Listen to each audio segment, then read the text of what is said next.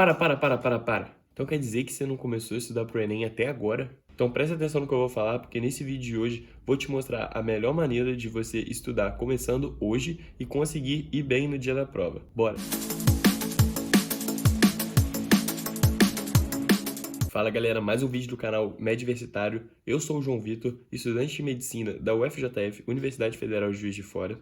E o vídeo de hoje é para vocês que não começaram a estudar ainda para a prova até agora, ou quem começou lá no começo do ano e por algum motivo teve que parar e agora vai ter que recomeçar os estudos pelo zero. Então eu vou te mostrar a melhor forma de você conseguir muito bem no Enem, mesmo faltando só 3 meses e alguns dias para a prova. Mas antes eu só vou pedir para vocês se inscreverem aqui no canal, porque aqui eu solto conteúdo relacionado a várias dicas de estudo para te ajudar na preparação para Enem e outros vestibulares. Eu já estou preparando vários vídeos aí que vão ficar muito legais de como chutar melhor na prova e um vídeo super completo como escrever uma redação para o Enem, que você vai garantir no mínimo 900 com esse método que eu vou trazer aqui. Então assim, se inscreva e ativa o sininho para vocês não perderem esses conteúdos que vão vir em breve. Bom, agora que vocês já estão inscritos, vamos falar do melhor jeito que você pode aproveitar seu tempo para estudar, agora que a gente está a poucos meses da prova. Bom, como falta pouco tempo para o dia do Enem, não tem muito jeito de você estudar tudo, porque seria o ideal, né, se você começasse desde o começo do ano, a ver todas as matérias que já caíram no Enem e que estão na grade da prova. Mas o que você deve fazer é focar nos assuntos mais importantes de cada matéria que caem recorrentemente todos os anos nas provas. Eu vou falar aqui os assuntos de cada matéria que eu acho que vocês deveriam focar mais. Então é uma opinião pessoal minha, das minhas análises que eu fiz quando eu estava estudando para o Enem e eu vi as provas anteriores. Mas é a coisa mais fácil, assim, vocês acharem listas na internet com os assuntos que mais caem de cada matéria, se vocês quiserem pegar essa informação de várias fontes e ver o que bate ou não. Vamos lá, começando com a matemática, os conteúdos que você deve estudar muito são matemática básica, porcentagem, razão e proporção. Com matemática básica, eu quero dizer as 4 principais operações e contas assim menos complexas. E sobre esses 3 tópicos, eu enfatizei muito isso aqui no vídeo que está aparecendo para vocês no card, que eu fiz dando dicas de matemática, como você pode ter mais de 40 acertos na prova, que é você ter esses conteúdos muito bem internalizados na sua mente, porque sem eles você não consegue aprender os próximos conteúdos, porque como eu disse lá, a matemática é uma pirâmide, e se você não tem a base bem sólida, fica difícil aprender os conteúdos mais avançados. Então é isso, além de você precisar desses conteúdos para entender os próximos, eles também constituem cerca de metade das questões do Enem, só questões de matemática muito básica. Mas continuando nos tópicos, você deve focar também em escala, regra de 3, interpretação de gráficos e tabelas, que é muito importante na prova do Enem, e pelo menos o básico de geometria, saber como calcula a área das figuras, em geometria espacial, calcular o volume dos sólidos, a área superficial, planificação dos sólidos. Saber o básico da trigonometria também é muito interessante. Você só precisa de parar no seno, cosseno e tangente. Não precisa de ir para cotangente, cossecante. Só o básico dessas relações de ângulos já está muito bom, com aqueles valores de ângulos fundamentais, né? Você sabia a tabela do 30 graus, 45 e 60. Bom, sobre matemática é isso. Você consegue com certeza fazer 80% das questões de matemática com esses conteúdos, porque, por exemplo, a interpretação de gráficos e tabelas pode estar em questões de qualquer assunto. Escala sempre tem uma ou duas questões todo o Enem. Regra de 3, você também pode usar para resolver grande parte das questões que caem na prova. E aí, fora isso, tem alguns outros conteúdos que vão compor a prova de matemática. Por exemplo, logaritmo, que todo ano cai uma questão. Análise combinatória, que todo ano cai pelo menos uma. E tem ano que cai 2 questões. Mas assim, são conteúdos mais avançados que, por mais que você tenha certeza que eles vão estar lá na prova, já que a gente tem pouco tempo e não tem que estudar só a matemática, talvez eu não ache muito interessante você focar neles nessa situação. Bom, vamos lá, passando para a natureza agora, e aí eu vou falar separado por matérias, né? Biologia, química e física. E começando com biologia, o principal conteúdo, que é o que mais vem caindo no Enem dos últimos 4 Enems para cá, é ecologia. Dentro desse tópico, a gente tem vários outros assuntos, mas você realmente precisa estudar todos, porque é um conteúdo muito importante. Aí vem as relações entre os animais, biomas brasileiros, ciclos biogeoquímicos, impactos ambientais, mas você realmente precisa de estudar a ecologia toda, porque é o conteúdo mais importante que está caindo em biologia, pelo menos 2 ou 3 questões todo o Enem das 15 que biologia tem em média, por exemplo. Bom, continuando, doenças, saber os causadores, como você se previne, qual é o tratamento de cada doença é muito bom. A que filo os causadores pertencem, né? E se ela tem vetor de transmissão ou não, se tem hospedeiro, as fases da doença. Algumas doenças são muito importantes você saber mais detalhes assim. Mas é bem fácil, uma matéria gostosa e prática até que você vê no seu dia a dia. Bom, também é bom você focar em genética, mas assim, é uma genética bem básica, aquela que não precisa de contas e só vão cair questões teóricas sem lei de Mendel, nada para fazer cálculo. Bom, passando agora para química, os assuntos que você mais deve focar são funções e reações orgânicas, que todo ano tá caindo reação orgânica, pelo menos uma na prova, se não duas. Pilha e eletrólise, que se não cai de uma, cai de outra no ano do Enem. Em 2019 caiu até das duas. E assim, é o mesmo conteúdo, porque uma é o contrário da outra e geralmente você aprende junto. Logo você aprende pilha e depois você vai aprender eletrólise. Ligações intra e interatômicas. Intra seria covalente, iônica, e inter seria a dipolo-dipolo, ligação de hidrogênio, que essa é uma das matérias que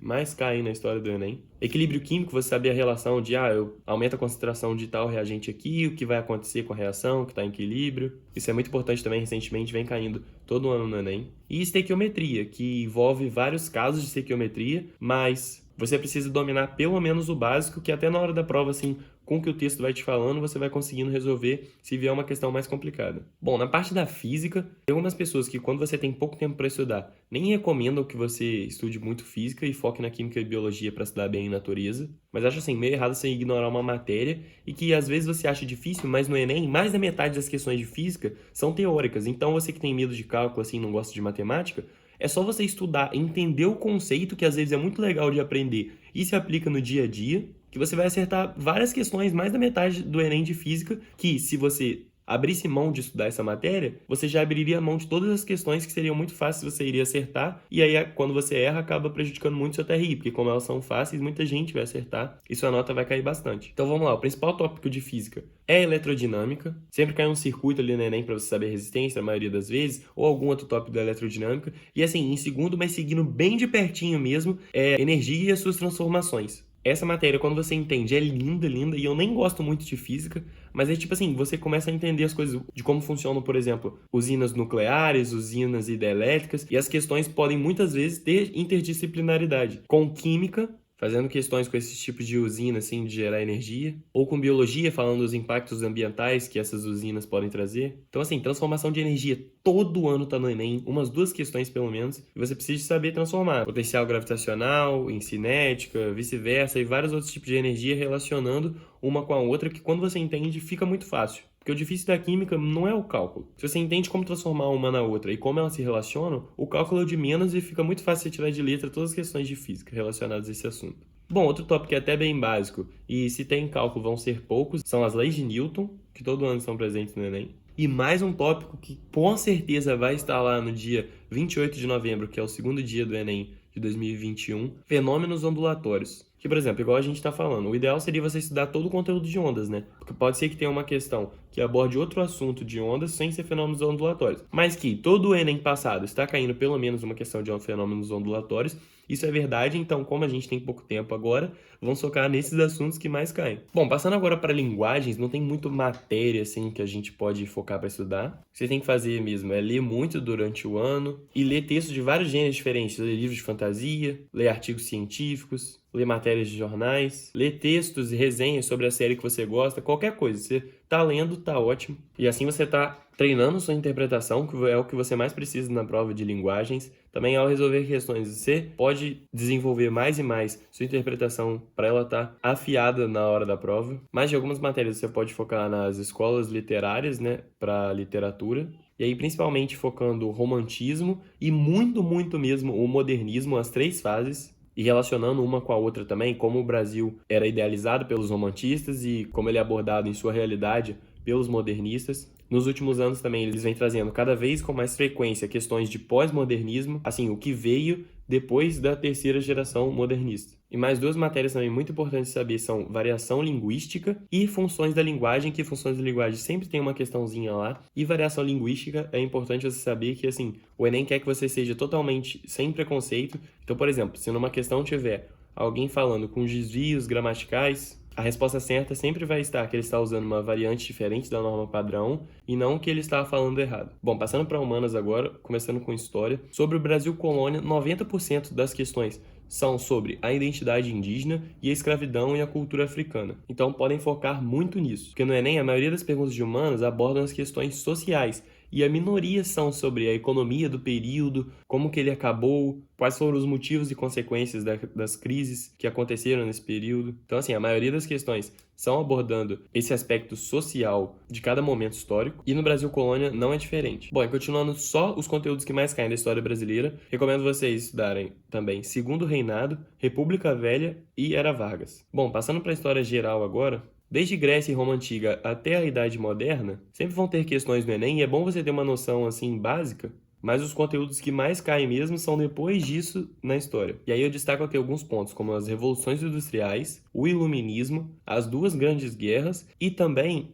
a Revolução Francesa. É importante você entender não ela em si, mas o que levou a ela e todas as suas consequências que a gente sente até hoje. As consequências imediatas sendo a era napoleônica, por exemplo, e uma das que a gente sente até hoje é estar vivendo num modelo de democracia onde o povo tem o poder e ele que elege os governantes para representar a vontade deles no governo. Bom, de geografia, os tópicos que eu acho importantes são projeções cartográficas, que sempre tem uma questãozinha lá sobre isso. Biomas, que eu já citei na biologia, mas que caem também com muita frequência na geografia, principalmente os biomas brasileiros. O clima e as mudanças climáticas. Solo, recursos energéticos, espaço rural brasileiro, demografia e geopolítica. Bom, na sociologia, os tópicos mais importantes são etnocentrismo, cidadania, indústria cultural, os três primeiros mais importantes sociólogos, que são Marx, Durkheim e Weber, assim, saber o que eles pensaram, os conceitos que eles elaboraram. Sempre vai cair uma questão de pelo menos um desses três no Enem. E o último tópico que mais cai é sobre cultura. Bom, na filosofia não tem como fugir muito e estudar um tópico específico. O que eu recomendo é que vocês saibam o mínimo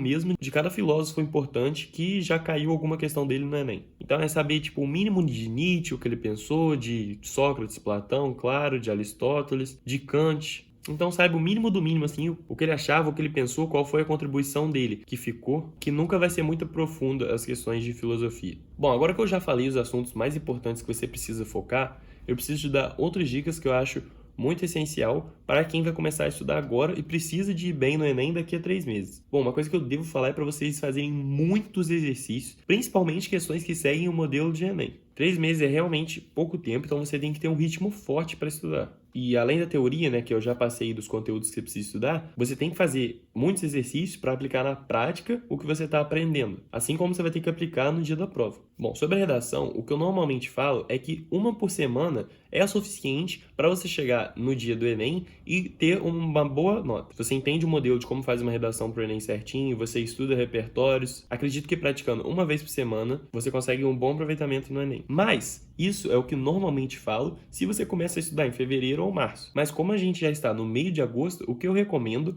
é que vocês comecem a fazer 2 redações por semana. E que é muito importante vocês tenham uma correção para receber o feedback para vocês, de algum professor que vocês conhecem ou de alguma plataforma que vocês vão assinar para corrigir a redação, porque a melhor forma de evoluir sua nota rapidamente na redação, que é o que você precisa, porque você tem pouco tempo para treinar, é nunca cometer o mesmo erro 2 vezes. Então, como a gente não tem tempo, não pode ficar cometendo o mesmo erro 2 vezes, a gente tem que ter a correção para poder ver aquilo que a gente está errando, não insistir no erro e já mudar logo para a próxima redação a gente não cometer aquilo. Então, por mais que seja outro deslize, pelo menos aquele a gente não vai cometer mais e a nossa evolução vai ser rápida para no dia da prova a gente chegar já com uma nota boa que vai alavancar a nossa média geral no Enem. Outra coisa também é vocês fazerem um Enem antigo por final de semana. A gente tem na internet disponível todos os Enems aplicados já até hoje, mas eu recomendo vocês pegarem desde 2009 para cá, porque foi quando houve a mudança no Enem e ele está no jeito como ele é aplicado hoje. E assim, além dos Enems normais, tem as segundas aplicações, que são o do PPL,